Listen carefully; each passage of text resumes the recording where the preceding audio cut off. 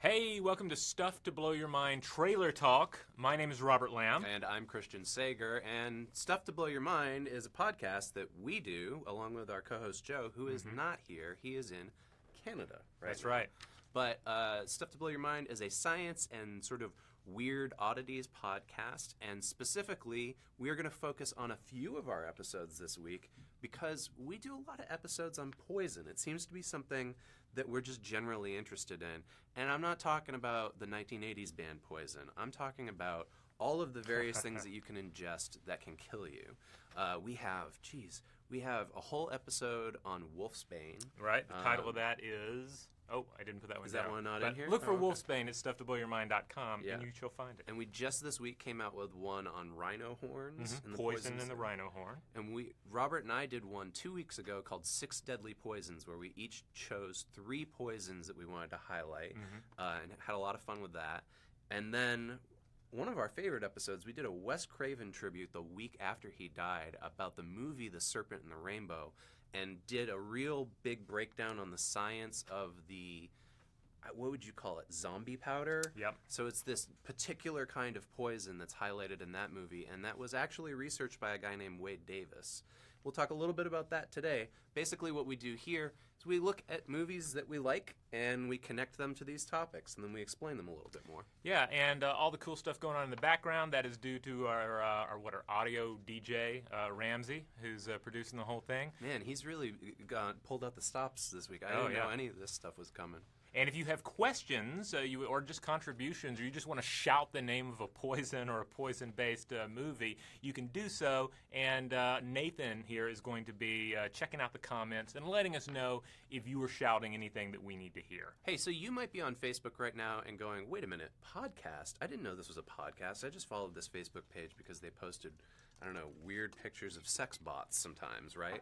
Well, actually, you can get our podcast on Apple Podcasts, Stitcher, and Spotify, and really anywhere you get podcasts. Yeah. We're all over it. So if you want to check these episodes out, go ahead and look for us, or you can go to stufftoblowyourmind.com, just type in poison, and man, there's going to be a lot of stuff that comes up. Yeah, so as we discussed in the most recent episode that we did, the 6 Deadly Poisons, poison shows up as a plot element in just so many films, so many works of fiction, especially mystery stories, because there's nothing better than a mysterious death, a mysterious poison, and then you have a sleuth trying to, fit all the pieces together. We talk about this in the 6 Deadly Poisons episode. It's like the classic answer to the locked room mystery, right? Like you used to tell these detective stories where it would be like, well, how could they possibly have killed somebody? The body was here and the doors were locked the whole time, and it's because it was some poison, either made up or real. Yeah. And actually, one of the things we're going to talk about today is a detective story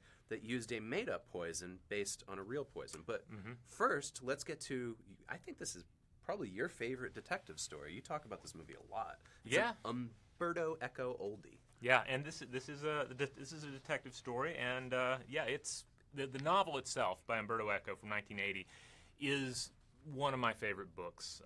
It's one of those that I'm just going to keep rereading my whole life. And the movie version from 1986 is, I would say, an imperfect adaptation. They take some liberties. If you're going to really be a purist with the text, you might not even like this film. However, I grew up watching it. I remember seeing a trailer for it, this trailer for it, in fact, on the VHS that my family had for Labyrinth. So I watched it over and over again, and then I finally got to see the movie, and then I read the book later on. Knowing what happens in the movie, in the book, doesn't spoil the enjoyment of either. The book is, of course, a story of essentially Sherlock Holmes versus Jorge Luis Borges in a 14th century Italian monastery. Yeah. I mean, and it's overt, intentionally overt. There's a poisoning plot wrapped in just an atmosphere of apocalyptic fear and a fear of knowledge, a fear of humor. Dead men, they show up, they've died in anguish, and they have a blackened finger, and they have a blackened tongue. Now, our hero here, played in the movie by Sean Connery, investigates, and he ends up finding out that you have a poison, probably arsenic, coating the upper corners of the pages of a book of forbidden knowledge. So he's not a Spanish immortal in this movie? No. Okay. He's an English monk who's in Italy. He's essentially Sherlock Holmes transplanted to this setting. And F. Murray Abraham is your Borges character? No. F. Murray Abraham plays the Inquisitor. What was his name? Bernardo Gui. And he shows up and... I don't want to spoil everything, but he's a major character. You have just a wonderful plot. You have a wonderful cast of characters in this. Christian Slater, young Christian Slater showing up. Michael Lonsdale, who we've talked about. William Hickey, Valentina Vargas, Ron Perlman, and Fedor Shalepin Jr. as Brother Jorge. Wow. Yeah, so one thing that I think about every time I see the trailer for this movie is that they haven't made a movie of Foucault's Pendulum yet. Yeah. And that's a great mystery novel, and I'm really surprised that it hasn't. It seems like with the popularity of like the Da Vinci Code and stuff like that, you would think that would have burst onto the scene with some kind of film adaptation, but not yet. Likewise, I mean, as great as this film is, and just such a wonderful cast and this excellent medieval look to it, I wouldn't be surprised if they remade it. I would love to see somebody like, anybody who's played a successful Sherlock Holmes would be great as Brother William of Baskerville in a film adaptation. So, like Tony Stark? Maybe not. I can't remember his actual name right now. I don't know. No, he could maybe pull it off. Robert Downey Jr. Yeah, but no, I was thinking more Benedict Cumberbatch. But. Yeah, he'd be good. Yeah, he'd be good. He needs to get a couple of years behind him though first. Oh, but this speech here, I remember it just verbatim. The trailer. Other monks will meet their deaths here, and they also will have blackened fingers and blackened tongues. A lot of people who listen to the podcast don't know that Robert has an amazing ability to do imitations. Okay, we got a question from Marshall here, and he says, "Are poisons the tools of women and eunuchs?" Oh, hi, Littlefinger. So we are actually going to talk about Game of Thrones a little bit today, but that's going to come later in the podcast, I think, or the live stream. Yeah, but certainly, Game of Thrones makes excellent use of various poisons to kill off its character. What's the quote from the latest episode where what does he say? He says something along the lines of like, "When I'm doubting someone's motivations, I like to play a little game." Something along those lines. Oh, yes. That's for Marshall. Okay. So do you want to go into the next movie? We can, unless Ramsey's really looking something up around right here. He really wants to pull up a He's picture got Ron of Perlman. Perlman. This is a very young Ron Perlman in The Name of the Rose. Mm-hmm. Looks to me about... this is maybe before he did City of Lost Children. I can't remember where it falls in the timeline, but yeah, he plays the hunchback, whose name eludes me. Is it Umbertino? He's so good. At any rate, he's a wonderful character because he speaks in a number of different languages and at once. He speaks all languages but no languages. So it's this wonderfully eccentric, grotesque performance from Perlman. One of many grotesque performances in this film. I would say national treasure, Ron Perlman. Oh, yes. Like, at this point, he's so great. I'm not, like, he's not paying me to say this. Follow this guy on Instagram. His Instagram is amazing. Huh. Yeah. He's hilarious. And he just lets you in on all the kind of fun things that he's up to behind the scenes on movie sets. So check out Ron Perlman. But in the meantime, we've got more Poison movies. I think the next one is a movie that I referenced in the Six Poisons episode. Yes. Because... this was one of my favorite indie movies about poisoning. It's called The Young Poisoner's Handbook. Came out in the late 90s, and it is actually based on a true story. And so I'm going to give you some of the details here behind this true story. This movie's kind of hard to find, so if anybody out there has seen it, please let us know. And also, while we're at it, if you've got any questions for us at all, anything about the show or us, let us know. But specifically, I want to know what your favorite Poison movie is. Mm-hmm. Now, Young Poisoner's Handbook is specifically about a guy named Graham Young, and he was a British teenager in 1962, and he used thallium to kill his stepmother and then sicken several of his other family members. He was released from an institution in 1971, and you know what he did? Immediately when he got out, he went and got a job and then promptly killed 2 of his coworkers and seriously injured 2 more, with thallium poisoning. Okay, so he's a serial poisoner. Yeah, and he was obsessed with thallium. He used thallium in particular. He died in 1990 himself from a heart attack while he was in prison. So this movie is the story of his life, essentially. And thallium's one of the poisons we discussed, right? You covered Yeah. this in Six Deadly Poisons. I did, yeah. Now, thallium's interesting because it's actually an element. Like most of the poisons we talk about come from plants, but thallium is a heavy metal. It's a member of a group of elements that have similar chemistry to it. And this includes things like lead, arsenic, antimony, mercury, and cadmium. All of these are toxic, and they tend to accumulate in human tissues when they get digested. So, for instance, in this, I think he adds thallium to his stepmother's tea every morning, and so she slowly gets thallium poisoning over the course of time. It builds up in her tissues, and she dies. Here's the other thing, though. If you eat something that has ingested thallium, you'll get thallium in you because it passes up along the food chain when it's consumed. Now, fortunately, in Young Poisoner's Handbook, there's no cannibalism scenes, but I suppose if you had a cow, for instance, that had been thallium poisoned, and then you ate a hamburger made of that cow, then you would get some thallium in you, and it wouldn't be good. So yeah, this is a strange little movie. Not a lot of people have seen it. Yeah, I was not familiar with it until you brought it up. But it's kind of fun. You're seeing it from his perspective. It's a dark comedy in a lot of ways. And he really treats his family horribly. Yeah. There's a whole sequence here in the trailer where like he's up in his sister's bedroom, like trying to find minerals in her jewel box so that he can add them to his concoction to make more thallium. And it's just he's a strange little fellow. I don't know if that's accurate about Graham Young. Okay, if we were to compare this to any other dark British comedies or dark comedies in general, like what would you compare it to?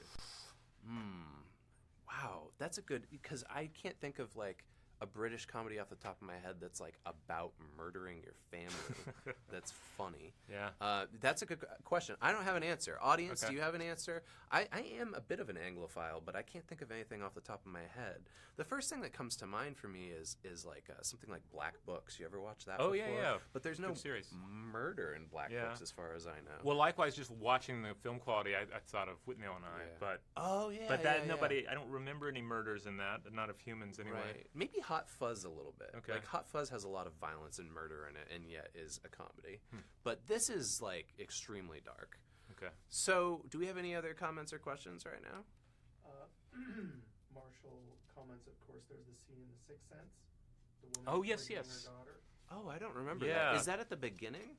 It's the woman, or the little girl that's haunting the boy in his room. And she's Oh, okay. haunted. We should relay that to the audience. So, Marshall just wrote to us through Facebook and said that there's the scene in The Sixth Sense that involves poisoning. I don't remember this, actually. I haven't seen The Sixth Sense since I saw it in the movie. Yeah, but I do remember, because it was kind of a creepy scene, as I recall. Yeah, that's the scene that It's Ramsey's not- about to pull up. I It's think. not the Donnie Wahlberg scene. Right? He also says, would you count a movie like Aaron Brockovich as poison? Oh, you Oh, know, that well, would have that's been a great one. environmental poisoning. Yeah. So he also asks us about the film Aaron Brockovich, which is a good example of mass poisoning. Yeah. Yeah, no, but that would be something interesting to cover on the show in the Yeah. future. I never thought about that before. Sure. Thanks, Marshall. Yeah, this scene behind us. Oh. Yeah. Yeah, now I'm remembering it. The things in this movie that were horrifying they didn't have to do with like the main plot. When you think about it, it was like the little small details as Yeah. the movie kind of progressed on its journey. Wow. Okay. Yeah, some creepy ghosts in that. You know, not straight up horrifying ghosts, but creepy. Yeah. nonetheless. So if you're just joining us, we're the Stuff to Blow Your Mind podcast. We're doing a Facebook Live. We usually do these every Friday morning, East Coast time, around 11 a.m. And we take our favorite films for trailer talk. We connect them to the subjects that we cover on our science podcast. This week, we're connecting them to all the poison episodes that we've right. done. And we have a very specific poison from a Sherlock Holmes. Yes. Not the Sherlock Holmes you're all probably expecting. Robert Downey Jr. isn't in it, or Benedict Cumberbatch. No. But this is from the old PBS BBC series. Yeah, this is not a Sherlock Holmes TV series that ran from, I believe, 84 to 94. And this particular episode is from 1988. The Devil's Foot, an adaptation of the Arthur Conan Doyle story, The Adventure of the Devil's Foot. And this is, first of all, it's probably my favorite Sherlock Holmes tale, and it stars my favorite Sherlock Holmes, Jeremy Brett, who was just amazing on this series. He's just an amazing actor who just embodied the role so well, and just in any given scene in this is just it's like a lizardy, serpentine performance full of appropriate levels of heart and soul and just sort of alien intellect that you need with a Holmes portrayal. And one of the things that's so fun about this specific episode is they don't shy away from the fact that Sherlock Holmes is a drug addict. No. And this episode is about him detoxing, I guess? Yeah, as I remember it, the original story doesn't go into it as much, but Jeremy Brett thought that Sherlock Holmes should kick his drug habit because children were watching this show, and he didn't want them to idolize Holmes and see him using these substances. Yeah. So, yeah, the whole purpose here is that Holmes and Watson go out to a retreat, and Holmes is kicking the habit. Now, as it turns out, Holmes ends up testing a mysterious poison on himself to solve this crazy mystery that everyone is thinking, well, I guess these people were scared by a demon or something. Turns out it is a fictional poison by the name of, the Devil's Foot. And what was the original name? I believe it was, Radix Pedis Diaboli. And so, yeah, he tested on himself, and there's this wonderful psychedelic sequence in the show where he tries the poison and he's seeing visions. He's like rolling around. Yeah. And what's especially interesting about this, because we talked about this in the Six Deadly Poisons episode, is that writer Arthur Conan Doyle actually experimented with a similar poison, right? Right. It seems that he based this on some self-experimentation that he did on his own as a third-year medical student at the University of Edinburgh with gelsemium, which we talk about in the Six Deadly Poisons episode. Yeah. A poison with a rich history, though the Devil's Foot in the series here, it comes from Africa. Gelsemium comes from mainly from Asia. It's also available other places, but Asia is the place where the strongest, most potent version is found. And he tested it on himself for an 1879 issue of the British Medical Journal. And he has quotes in there about like what it's doing to him. So he takes 9 milliliters and he reports, quote, severe frontal headache with diarrhea and general lassitude. And then he takes up to 12 milliliters and, quote, the diarrhea was so persistent and prostrating that I must stop at 12 milliliters. I felt great depression and severe frontal headache. The pulse was still normal but weak. We just had a question come in. Actually, this is a comment. Matthew says, the aunts in Arsenic and Old Lace are funny. I've never seen Arsenic and Old Lace. I've always loved that title, but I've never seen it. Yeah. So did we get to show everyone the psychedelic sequence? I think from this Ramsey yet? was pulling it up, so Okay. we're still working on it.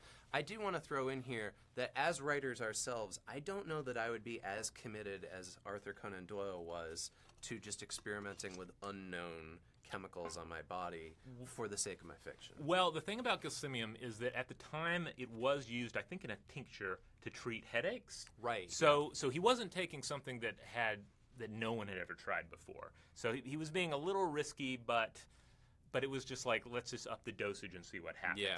Now, Sherlock Holmes is trying an utterly unknown poison. The only thing he knows about it is that it drove two people just completely mad. They go so and insane killed they somebody die, dead. right? Yeah. So he knows that it results in insanity or death, but he says, all right, let's do it. Let's see what happens. And we actually figured this out in the Six Deadly Poisons episode, that it's possible he based it on another poison that we brought up in that episode, which is the ordeal bean out of Africa. That's right. Which we cover thoroughly in that podcast, and it seems like it's almost more similar than gelsemium to what Holmes ends up taking in this episode. But yeah, Arthur Conan Doyle really showing a strong passion for the craft. Oh, yeah. And again, Brett is just terrific in this. What do you think, Ramsey? Should we skip ahead and come back to that sequence? Okay. All right, so we're going to talk about, I think, my favorite Wes Craven movie, although People Under the Stairs is right up there as well. Oh, that's a good one. But this is a movie that we did an entire episode on because It is strongly based in science, with quotes. Wade Davis is an actual anthropologist and actually did go do research in Haiti on zombie powder. But this film, Serpent and the Rainbow, is almost completely fabricated based on his experiences. It's officially based on the nonfiction book, but it's one of those situations where you're always surprised to realize, oh, this is based on a supposedly nonfiction work. Yeah, absolutely. So if you've never seen Serpent and the Rainbow before, I highly recommend it. Just the trailer alone scared me silly as a kid. Like, I remember I watch it now and I'm kind of like, oh, this is silly with Bill Pullman doing all this goofy stuff, right? But like, it is a genuinely creepy movie. And if you don't know what we're talking about by zombie powder, I'll outline this for you. So, right in the face. He just got it in the trailer. Yeah. So the idea here, and this is what Wade Davis's research was about, is that in Haiti there are two separate powders that are used by particular, I guess, cultural leaders or religious leaders in order to subjugate people that they feel like have done them wrong or done the community wrong, and they make them into zombies per se. And so the first thing that they do is they give them a before powder, and what's in this before powder, it renders the victim helpless and totally paralyzed, so they seem like they're dead. They seem lifeless.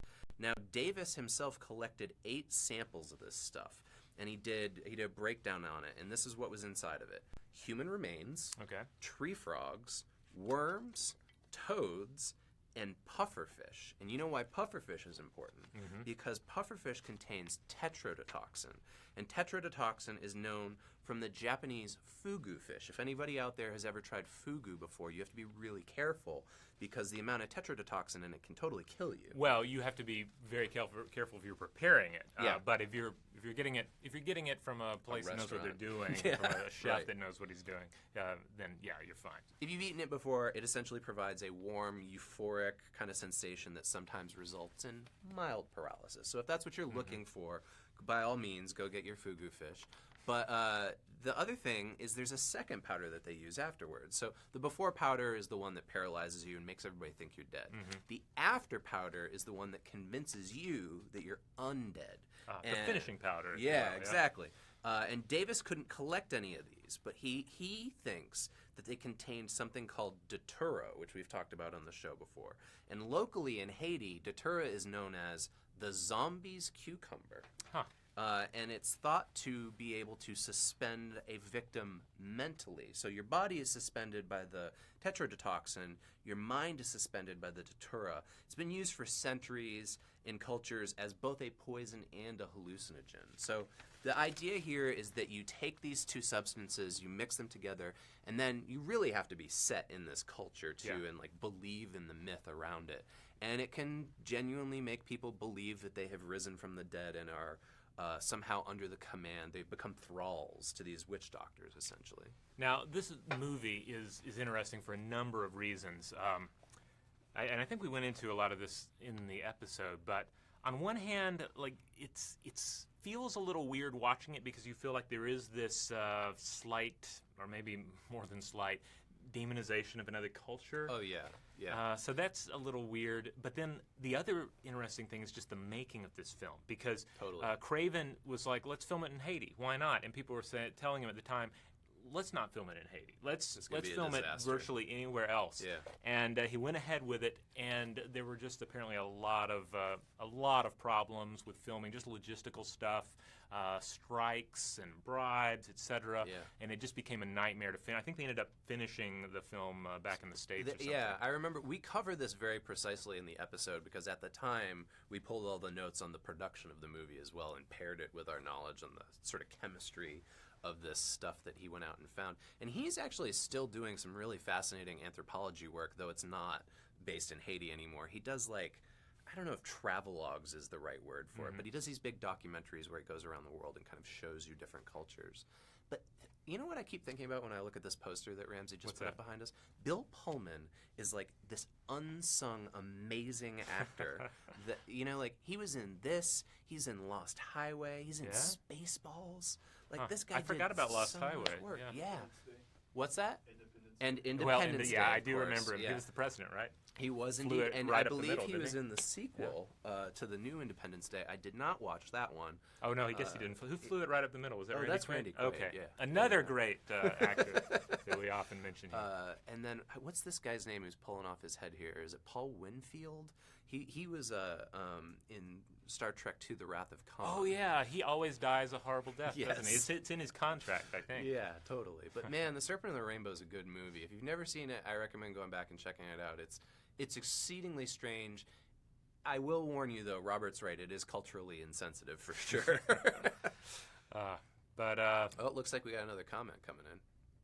Oh, he's writing it down. While we're looking at that, let's admire Paul Winfield ripping his own head off. It's a and great throwing effect. it some more.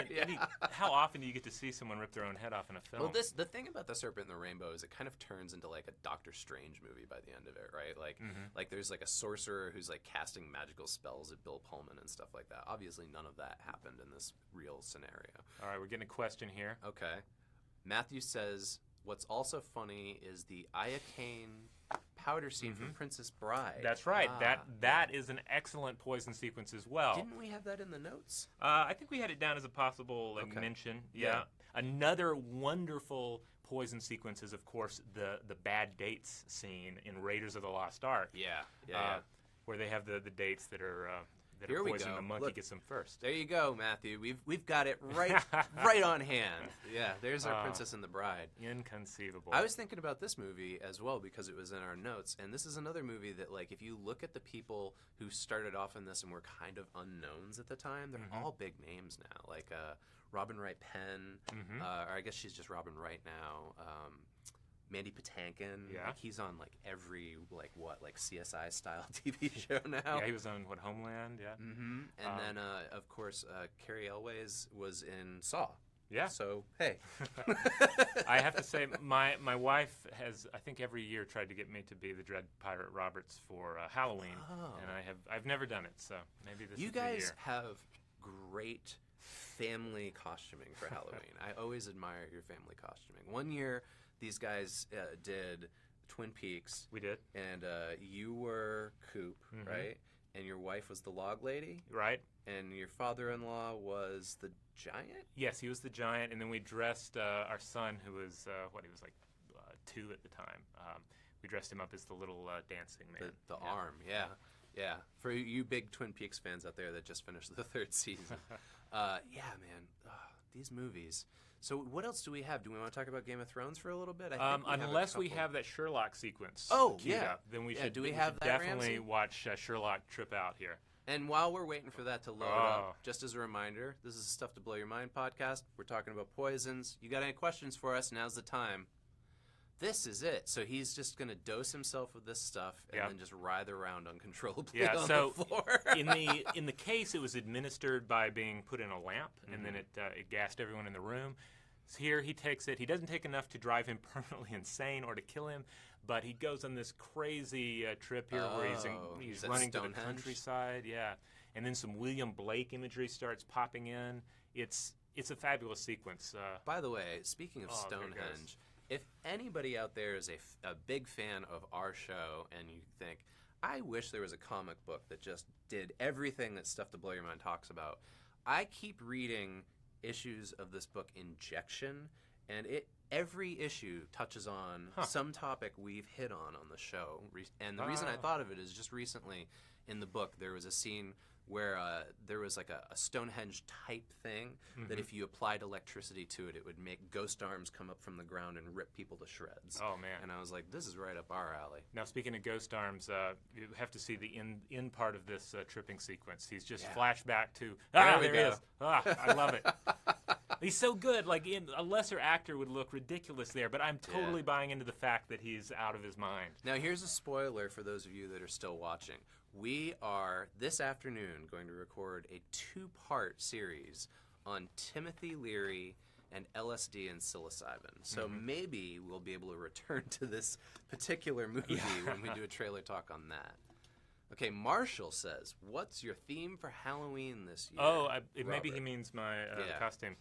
We're still working out the details, but the boy, my son, is old enough to dictate his own desires for costumes. He wants to be a skeleton, so we're working on something where we're all skeletons. That's a good idea. Yeah. Maybe you guys could do that. What's that Tom Hanks thing?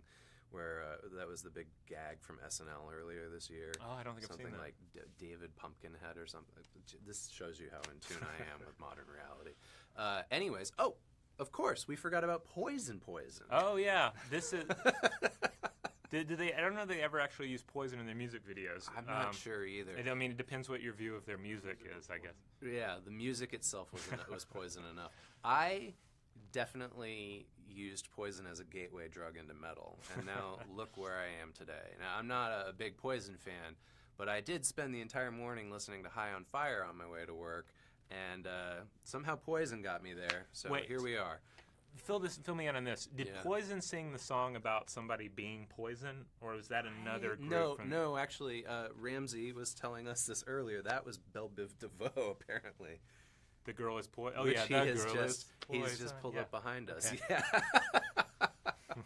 But Man. wasn't there a metal song about somebody being poison as well, or am I don't just? This know. is a false Mandela. You might be effect having a going on Mandela here. effect. It's Yeah. possible you used to live in an alternate reality, and then you just slid over to this one, and none of us remember that Poison song. Yeah, or that the poison is kicking in. Somebody has put the devil's foot in one of these lamps here. I wouldn't be surprised. Yeah. Oh, here we go. We're getting some Game of Thrones coming up here soon. So, actually, what inspired us to do this episode was there was a ton of poisoning going on in Game of Thrones, and we were like, let's look at some real life poisons that might be related to this. So here's the classic scene. Spoilers for Game of Thrones if you haven't seen. This is like, what, 3 years old at this point? Yeah. But the Purple Wedding, I think this one's called, and Oh, I didn't know they actually named it. oh, they Yeah. did, yeah. And Joffrey got poisoned with what's called the Strangler in this. We talk about some Game of Thrones poisons because what's interesting is George R.R. Martin has largely made up his own universe of fictional sort of D&D style poisons, right? Right. But occasionally he will incorporate real life plants or medicine that can be used as a poison. Like, for instance, Essence of Nightshade shows up occasionally. I think they talk about Wolfsbane at one point. I think they do. Yeah. And of then, course- the poppy. Yeah, and of course he bases all of this on actual history and, Yeah. and various mythologies and folk tales. So Boy, this was a satisfying moment, though, huh? Like, when you think about satisfying moments in TV, yeah, this but is a good one. but then there's blood in his eyes, and you start feeling like, oh, my eyes were a little bigger than my stomach on that one. I wanted him to get it, but I didn't want to feel weird about it he either. does get it pretty badly. Yeah. Any other questions or comments? Because I think we're about to wind down here. We've hit Yeah. pretty much all of our main topics this Yeah, week. we could not hit all of the excellent or just fun movies out there with poison in them. Yeah. Like, I think The Talented Mr. Ripley had some Oh, poisoning yeah. in it, and that's an excellent film. That is a really good movie. EJ says Alice Cooper sang Poison. There you Ah, go. Okay, good. Alice We're all Cooper. still in the same universe. Perfect. Okay. Good. Okay. I mainly know Alice Cooper as being Freddy Krueger's dad in one of the Nightmare on Elm Street sequels. Oh, he was also just a random zombie in Prince of Darkness. Yeah. One of my favorite movies. Yeah. God, one of these days we got to squeeze Prince of Darkness into the trailer talk. Oh yeah, somehow. maybe this Halloween. That could be it. Yeah. Ooh, poisoning. Uh-oh, Robert's dying. I think it's Well, we time gotta for us to go. go. It's kicking in. But you know where to find us, stufftoblowyourmind.com. That's where you'll find all the episodes. You'll find videos, blog posts, and links out to our various social media accounts. Wow. You're gonna have to finish. You for really me. got it. I put a little bit of the Strangler in your drink there. Yeah, so if you want to find the podcast, go to the site, or you can go to Apple Podcasts, Stitcher, or Spotify. We'll see you all next week. Hopefully we'll be talking about LSD, maybe? Yeah, psychedelic movies. Okay, yeah. Hey, in the meantime, pitch your psychedelic movies to us. Maybe we'll be able to include them in our trailer talk next week. Thanks, everyone.